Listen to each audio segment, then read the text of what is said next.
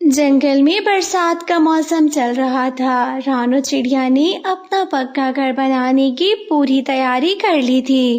कालू जी, पता है आज मेरी माँ का संदेशा आया था। वो बोल रही है कि आज मेरे घर आओ।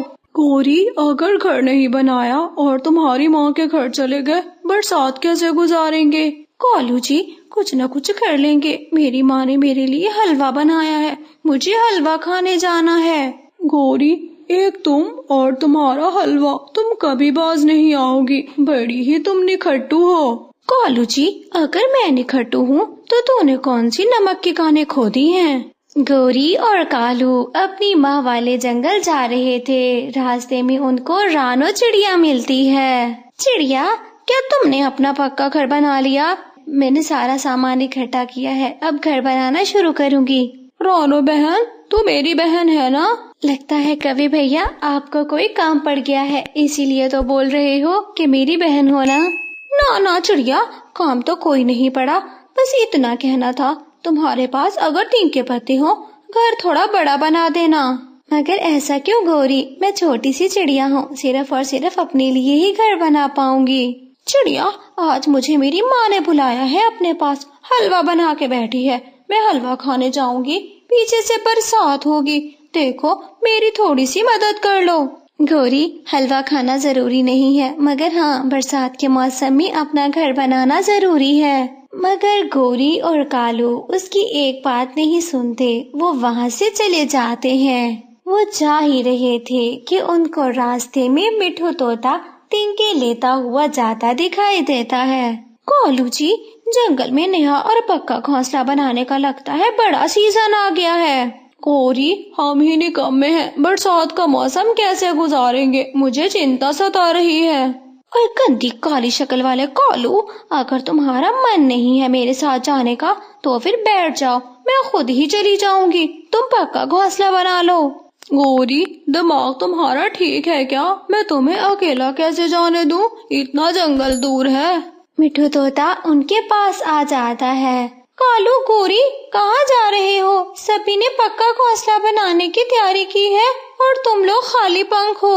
वो है ना हमारा एक पड़ोसी, गंदी मोटी चोंच वाला, हम उसके घर में रहेंगे, बताओ क्या रहने दोगे? गंदी दुष्ट काली कवि, बात करने की तमीज नहीं है। मेरी चोंच मोटी है या पतली, बनाई तो ऊपर वाले ने है ना। अगर ऊपर वाले ने बनाई है तो जमीन वाले चोंच काटते भी हैं, जाकर अपनी चोंच कटवा लो। गौरी, तुम्हारा दिमाग शैतानी है, या तो तुम शैतान निकाल दो या फिर दिमाग ही निकाल दो।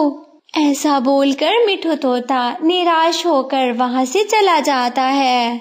गौरी और कालू अपना सफर शुरू करते हैं। वो जा ही रहे थे कि रास्ते में उनको हाँफता हुआ कबूतर मिलता है। गौरी, कालू, आगे मत जाओ, आगे जालिम चील है, मैं जालिम चील के पंजे से बचकर आ रहा हूँ। यार कबूतर, मेरा तो जाने का मन ही नहीं है, इस गौरी ने ही मुझे जलील करके रखा हुआ है। मेरा मन है मैं अपने घर के अंदर बैठा रहूं। ओए गंदी आंखों वाले कबूतर, अगर तेरी आंखें अच्छी होती तुझे सब कुछ अच्छा अच्छा दिखाई देता। तुम्हारी आंखें जो गंदी हैं, इसलिए वो तुम्हें चील नजर आती है, बाकी इधर उधर मुझे तो नजर नहीं आती। गौरी, न जाने तुम कब समझोगी, कब शक्लों का मजाक बनाना बंद करोगी और सीरियस होगी। कालू जी, अगर तुमने इसकी बात सुननी है, रानो, सूरज मशरिक से मगरिब से निकलना शुरू हो जाएगा अगर तुम कभी भी किसी की शक्ल का मजाक उड़ाना बंद नहीं करोगी। कालू जी, ये सारे पक्षी एक एक करके हमारा समय बर्बाद करने आते हैं, चलो चलो, हलवा ठंडा हो जाएगा। यार कबूतर, मैं पत्नी की वजह से बहुत शर्मिंदा हूँ, इसकी जुबान बहुत लंबी है। कालू, अगर जुबान इतनी लंबी है, लो लो काट लो मेरी जुबान। न जाने कौन सी घड़ी थी, मैंने तुमसे शादी कर ली, मुझे तुमसे शादी करनी ही नहीं चाहिए थी। गौरी कवि डंडा उठाती है। ना ना, मारना नहीं, गौरी डंडा रख दो, मेरी प्यारी सुंदर पत्नी। कालू, तुम्हारा भी कोई हाल नहीं, इतना डरते हो पत्नी से, ना जाने तुम्हारा बनेगा क्या। गौरी और कालू अपनी जिद से अपना सफर शुरू करते हैं। वो जैसे ही पहाड़ों के पास जाते हैं तो वो दोनों एक जाल में फंस जाते हैं। کالو جی مجھے چھڑاؤ نا۔ گوری تم مجھے چھڑاؤ۔ کالوپتی جی ہمارے ساتھ ہو کیا گیا، ہم تو آسمان میں اڑ رہے تھے۔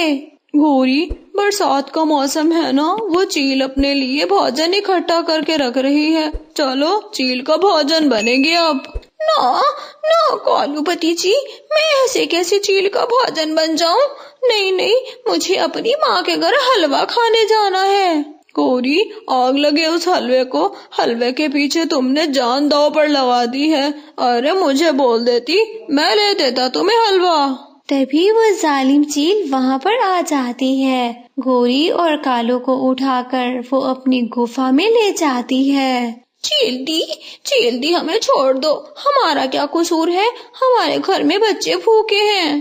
کبھی چپ کر جاؤ، نہیں تو ایسا ماروں گی کہ جیون بھر یاد رکھے گی تو۔ گوری چپ نہیں کرتی، وہ بار بار بچاؤ بچاؤ کی گہار لگا رہی تھی۔ ماہی چیل تنگ آ کر گوری کوی کو مار دیتی ہے۔ حلوے کے پیچھے تو گوری کوی نے اپنی جان تک دے دی۔ دوستو اگر ہماری کہانی آپ کو اچھی لگی ہو تو ہمارے چینل کو سبسکرائب ضرور کر دینا، تھوڑا بہت سہایتا کر دیا کرو میرے بھائی بہنوں۔